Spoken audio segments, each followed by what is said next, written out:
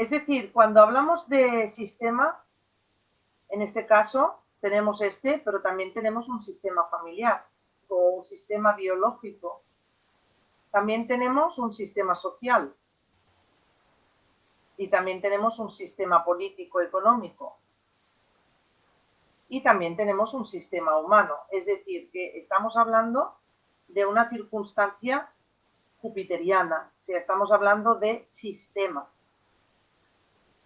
Un sistema es una forma de organizarse en economía.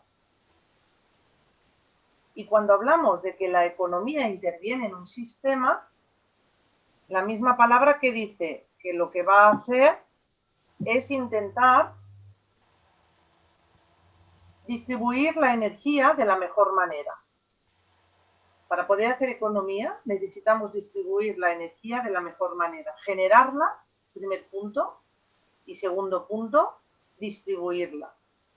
¿Vale? Esto tiene mucho que ver con Tauro, por cierto. Entonces, aquí Lilith es un punto que la astronomía explica, a diferencia de la mitología, cómo astronómicamente se habla de este punto tremendamente importante por el hecho de que tiene carga, pero no es visible.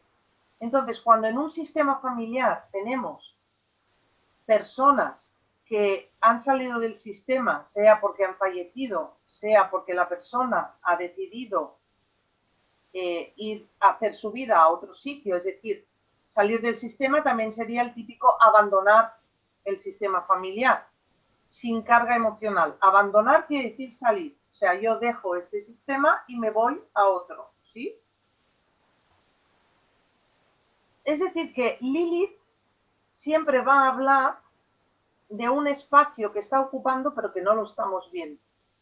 Pero sin embargo, como tiene su carga, ¿vale? Porque la economía del sistema necesita mantener esa carga energética, ¿vale? Ahí es donde, si no tenemos en cuenta su existencia, esa carga energética que la economía del sistema intenta establecer es cuando empieza a desequilibrarse. Fijaros qué maravilla, qué particularidad en este sentido de este punto Lilith. ¿Por qué? Porque siempre hemos estado abordando Lilith desde la mitología y siempre hemos estado pensando que en la Lilith que contemplamos en la carta natal es uno de los asteroides que tenemos en el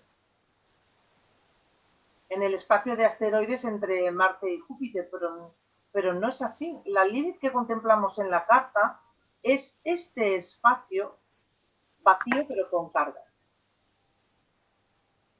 Luego hablaremos de la mitología porque evidentemente para poder interpretarla, aunque si os fijáis con esto tendríamos más que suficiente, pero evidentemente también le pondremos esa parte mitológica y es más, vamos a ver quién descubrió Lilith como asteroide, es decir, quién a un asteroide le otorgó este nombre y vamos a ver la carta de ese momento. Piscis y Virgo es el eje de la existencia y este eje de la existencia es tremendo, es tremendamente revelador porque justamente nos habla de cuerpo, Virgo, y alma o espíritu, Piscis. O sea, fijaros esta oportunidad que tenemos. Es una manera de que en una T cuadrada la oposición, que en este caso sería Virgo y Piscis, tiene que estar en equilibrio, ¿vale? Para relajar toda la tensión de las dos cuadraturas, en este caso hacia Géminis, donde está Lilith, ¿vale? ¿Cuál sería la tensión? La tensión es esa necesidad de visibilidad, esa necesidad de forma, de tomar forma, esa necesidad de existir. Es decir, Lilith de ser como Eva. O sea, a pesar de que yo, por mi propia capacidad, o sea, por mi propia libertad, rebeldía y querer ser única fuera de la relación con mi otra polaridad de lo masculino, tengo un sentimiento de abandono, tengo un sentimiento de vacío, porque estoy sacrificando algo. Estoy sacrificando algo. Es decir, en aquellos momentos donde yo las dos polaridades de lo masculino y lo femenino no estén integradas, yo me voy a desequilibrar. ¿No? Hay que imaginarse un poco esa historia, ¿no? Que nos cuentan, ¿no? De la Biblia y de la mitología. Y claro, es esa cuerpo y espíritu es la historia de la vida, del universo expresado y de todos nuestros conflictos habidos y por haber, que es el conflicto de la separación.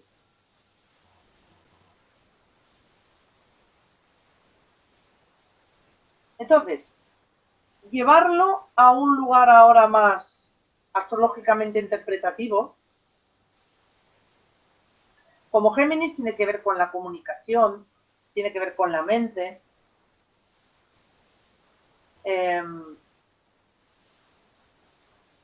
para poder comunicarnos, primero tiene que haber un pensamiento, y ese pensamiento no sabemos dónde nace. Algunos pensamientos nacen de forma consciente, otros pensamientos se están creando de una forma subconsciente y no nos damos cuenta, ¿vale? Y generan realidades que pueden traer un gran desequilibrio porque traen una gran separación que vemos en la realidad. Y es porque hay un elemento que no estamos incorporando. Es decir, es lo mismo, pero nos lo llevamos al aspecto interpretativo de la astrología. Entonces, ¿qué es lo que yo durante estos 9 meses tengo que poner la atención? A poner la atención siempre, pero estos 9 meses, sobre todo, a cómo estamos pensando, incluso poder intentar ver antes del pensamiento. Es un ejercicio que se puede hacer. Es un poco complicado, pero se puede hacer.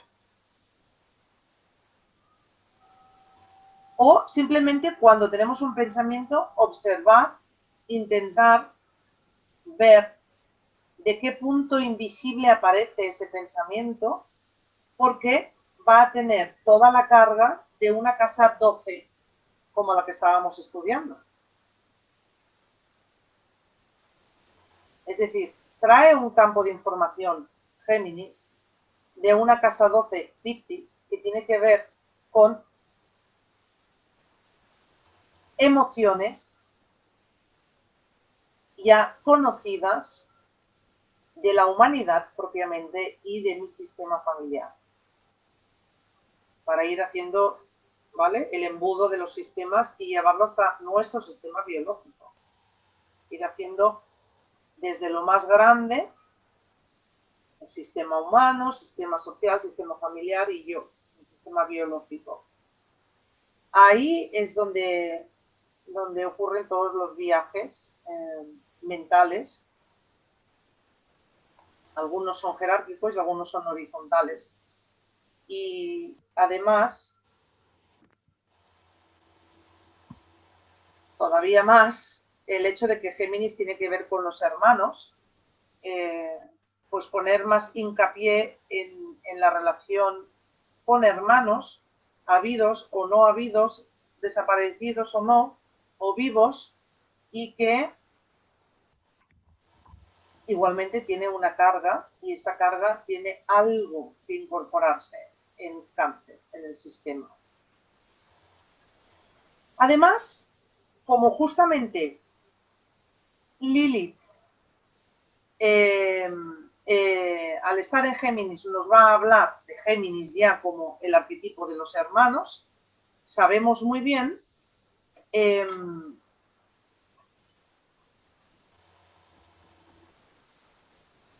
que los hermanos es esta relación horizontal que buscamos en igualdad, porque no son los padres, sino que es aquel otro como yo, con el que juego, con el que comparto espacio, con el que comparto los padres,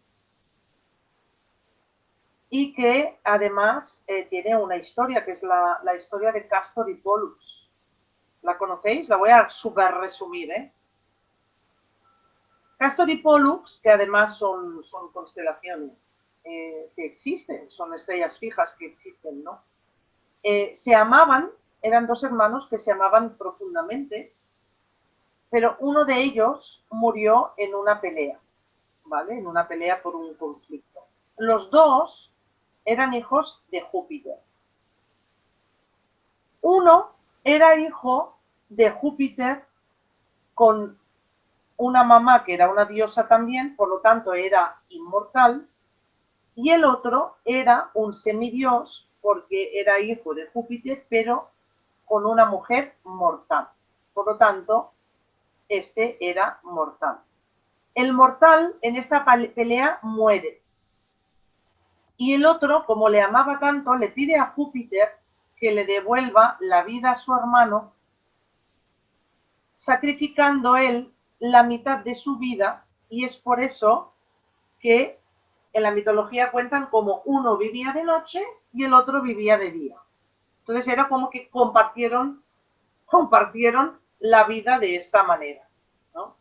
Claro, fijaros cuánto dice esta mitología. Uno vive de noche y otro vive de día. Ahí tendríamos el aspecto este de Géminis, cuando dicen que tiene una parte de sombra y una parte de lucidez, ¿no? El hermano que está en la sombra, que está en la oscuridad, y el otro hermano que vive en la lucidez, ¿no? O sea, estos serían Castor y Pollux, que los dos habitan la constelación de Géminis. Por lo tanto, en Géminis siempre hay una necesidad de encontrar otra parte de mí. Y esta otra parte de mí, yo la voy a encontrar, en este caso, mientras esté pasando estos 9 meses, esta parte de mí que mi genealogía o mis ancestros pueden traerme como información y que voy a conseguir incorporar dentro del sistema. ¿Por qué? Porque al incorporarlo, yo me voy a incorporar en el sistema plenamente y completamente.